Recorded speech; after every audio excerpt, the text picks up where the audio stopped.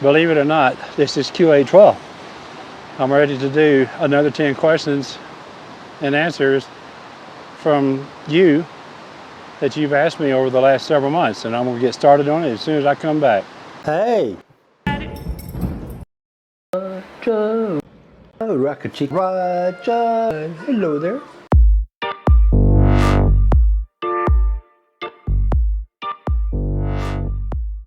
Okay, I'm back. It's time for QA12. Leslie Lawson. Hi, Leslie. Are there a lot of police checkpoints driving through Ecuador? Boy, howdy. There's checkpoints everywhere. I remember when I arrived in Guayaquil back in May, we spent the night, got up the next morning, taxi drove us to Manta. I think we passed probably 3 checkpoints just on that highway alone, where the driver had to show his license. And then I see them even in Manta, just down the street from where I live. The cops will just be stopped right in the middle of the road, and they check motorcyclists, they check taxis, they check everybody. And sometimes they'll actually do a brief inspection of their car. So, yeah, there's checkpoints everywhere. I haven't, since I've been here in Cuenca, I haven't really seen that many, but I know that I definitely have seen them in Manta, and I've seen them on the main highways between Guayaquil and Manta. Question number 2. So another question from Leslie. How did your family react when you told them you were moving to Ecuador? My family really could care less. I don't think, my family consists of 3 sisters, and that's pretty much it. I think if anything, there was probably some disbelief, but all in all, I had more varied reactions from people that I worked with and neighbors of mine. And some of them couldn't believe I was doing it, couldn't understand why I would come here. And all I can tell them now is, well, hey, watch my channel and you'll see your answers. But as far as my family is concerned, I really don't think they could care less. Number 3, have you seen any fishing stores or tackle shops? What fish are caught locally? No, I have not seen any fishing stores. I've been in several sporting stores. I've seen some sections where they've had rod and reels and stuff like that, but I've not seen any tackle shops or fishing stores at all. I'll tell you what I will do, and I'm sorry I don't have the name of the person that asked this question, because it's a good question. I know there's a lot of sport fishing here. People have asked me about sport fishing or fly fishing right here in the Tomobamba, but I've not seen anybody here doing it. The water level is up and down all the time on this river.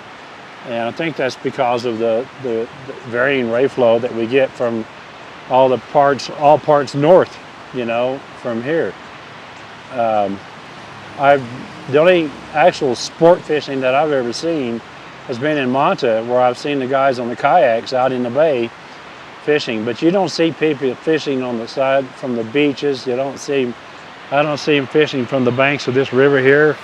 I see people washing their clothes here, you know, and people just walking around. But I'm going to look a little bit further into this, and if I find anything, I'll definitely put it in the description below. Don't forget to check the description. And by the way, folks, while I'm speaking of down below, if you like this channel, please subscribe. Subscribing to this channel helps me a lot. It helps me get more viewers, and I'm able to help more people. If you like this video, give me a thumbs up. And if you want to know when I'm posting a new video, ring that bell, please. It's right there in the corner. Question number 4 from Force10JC. Hi, Force10JC. I'm not real sure what your name is, but I'll accept that. Would it be possible to go through your daily routine there in Manta? Mealtime, socializing, shopping, exercising. Look at this. Do you see exercising in this thing here? So you can take that off the list right away. My daily routine in Manta has been pretty much get up, go to breakfast, and get back, and then I work on this channel probably for 2 or 3 hours. I answer emails, I'll read comments, I respond to comments. I try to create new content. You guys are actually creating most of the comments for me, or the content. You're creating most of the content for me. But I mean, yes, I do. I go socialize with friends and people that I've met here, other expats that I met, and other Ecuadorians that I've met. I don't really have a set schedule, you know. Once I take care of breakfast, that to me is the most important meal of the day. Get breakfast taken care of. I get back home and get my business taken care of, which is this channel, and answering questions for you people and trying to figure out how I can help you folks and help you not go through some of the things that I went through, and help you actually go through some of the things that I go through. But I don't really have a routine, and the pandemic has a lot to do with that, because I don't get to take my Spanish lessons. I don't get to go to any of the schools because everything's closed down. There's a lot of things that I can't do because of the pandemic, but once the pandemic's lifted, that'll be a different story. That's a good question. It's different for a lot of people. There's a lot of times, because of the fact that the pandemic and so many things are closed, I do spend a fair amount of time just sitting in my apartment and watching TV, watching YouTube, or reading, or, you know, cruising the internet. So things will change after the pandemic. Number 6, Bob in Milwaukee. Hey Bob, how would a person go about investing $1 million in CDs in Ecuador? Are there enough banks to deposit that amount of money without risking a lot of it? With all due respect, I can't imagine why anybody would want to invest $1 million in CDs in Ecuador. This is a poor country. If I had $1 million, I wouldn't invest it in CDs in this country. The CDs pay a lot of money, but the insurance, like the FDIC type insurance, COSIDI I think it's called here, only covers $32,000 of your money per institution. That's per person per institution. I don't think it's I'm not an investor. I'm not an investment advisor. I'm not an expert on this, but I don't think it'd be wise to send that kind of money here and invest it. So many people have lost so much money investing here in Ecuador. I'm not trying to be doom and gloom, but it's just reality, folks.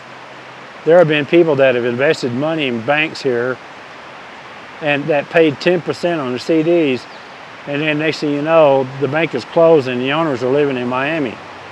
The owners of the bank where you put your money. So that's a great question. It's a fair question, but I certainly don't advise it. I don't advise $1 million. If you have $1 million to invest, there's so many other things. The S&P 500 in the United States, why not just leave it there? But, you know, I'm sure I'm going to get a bunch of comments and stupid questions now, personal attacks on me about my investment advice after that one. But anyway, that's the best I got for you. Number 7, Girolamo Candela. Hi, Girolamo. Is Ecuador a coffee growing country? Why, yes it is. How does the quality compare to other coffees around the world?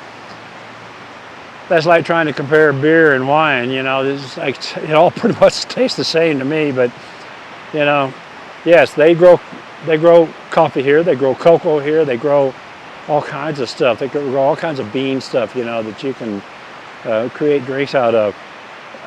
Coffee here is very good. One thing I notice about the coffee shops and most of the restaurants here, every cup of coffee is freshly brewed. A lot of people say, oh, it's instant coffee. Well, it's only instant in the fact that it's made almost instantly. It's not instant coffee, it's fresh brewed coffee. And it's very good. It's very, very tasty and very refreshing. You very seldom will see a restaurant that will, the waitress will carry a pot around and refill your coffee cup. With one exception, I do have to say, the Sunrise Cafe that I've been going to here in Cuenca, the waitress walks around with a pot and refreshes your coffee. But everywhere else I've been, been fresh brewed coffee, and it is very good coffee. And girl, I'm gonna ask another question, number 8. Do you know what percentage of people move to Ecuador and then leave? No, I don't know. I tried to find that answer and I can't find it anywhere. I do know that I personally know some friends that I hate to see them leave because they're leaving this week, I think. I met them in Manta. They moved to Cuenca. I ran into them. I met up with them here and socialized with them. And they're leaving. They're going back to the United States. They have personal reasons for going. There is a percentage of people, it's a small percentage, I would venture to say, of people that come here and don't like it and they leave and go back to the United States. There are people that come here and don't like it and they go to other countries too. It's not always just back to the United States. I'll tell you one thing, on behalf of Cuenca, I bet the percentage of people that actually come to Cuenca and then leave and go back home is very, very small, because this place is amazing. Number 9, James Mahia. Hi James. Would you consider making a video where you sign the Rocka Chica Rocka song? Maybe sing, make sure to add the lyrics. So let me explain this, folks. Eso do chacha, Rocka Chica Racha. This is a jingle that's been in my head since I was 20 years old. I don't know that this is even from a song. I have people that write to me and they have a name for it. Rocka Chica something, something, you know. I worked with a guy when I was 20 years old and he would walk around and mumble that, Eso do muchacha, Rocka Chica Rock. And I fixed it up and I've kept it ever since. I've had that jingle in my head for 50 years. I don't think it's from any song, but just to help you out here, I'll put the lyrics to that jingle in the description below, and you people are free to use it any which way you want to, okay? I don't claim any copyright to it or trademark or anything, but that's just something that I just did it when I was putting my intro video together, and it's been kind of fun and a lot of people like it. So, question number 10. Elio guy, I'm sorry if I tore that up. I can't pronounce it. Do they have speed bumps and red light cameras here in Ecuador? Yes, they do. Well, let me rephrase that. They have speed bumps. They got speed bumps everywhere. They got speed bumps on the highway between Guayaquil and Manta. I don't recall seeing any from Guayaquil to Cuenca, but right where I'm pointing back there is a road on the other side of the river here, that when you're driving down that road, you can look over there and see the mountains, and you feel like you're going over those mountains, and you think, what the hell was that? And that was a major speed bump. You take the little tiny speed bumps that we have in the U.S. and multiply them by 4 or 5, and you got the speed bumps here. You don't only slow down for these, but you gear down, and because you climb over these things. So yes, we have speed bumps. I think there's speed light cameras here, but I haven't seen them. You know, I know that they have the signs up that show your speed. I've seen those around town, but I haven't seen any speed light cameras. And guess what? That is number 10. So sitting by this river here makes me gotta go pee. So I'm going to get out of here from Cuenca, Ecuador, right here by the real Tomibamba River. That's making me want to go pee. Ciao.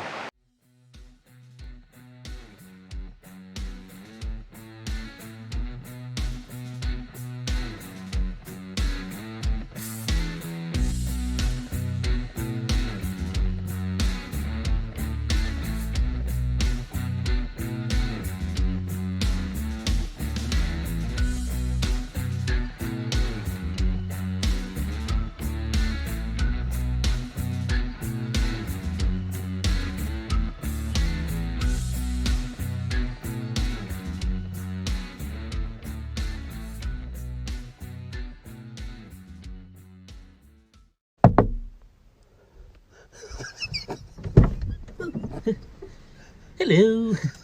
Hello, Jackie. Oh, you look nice.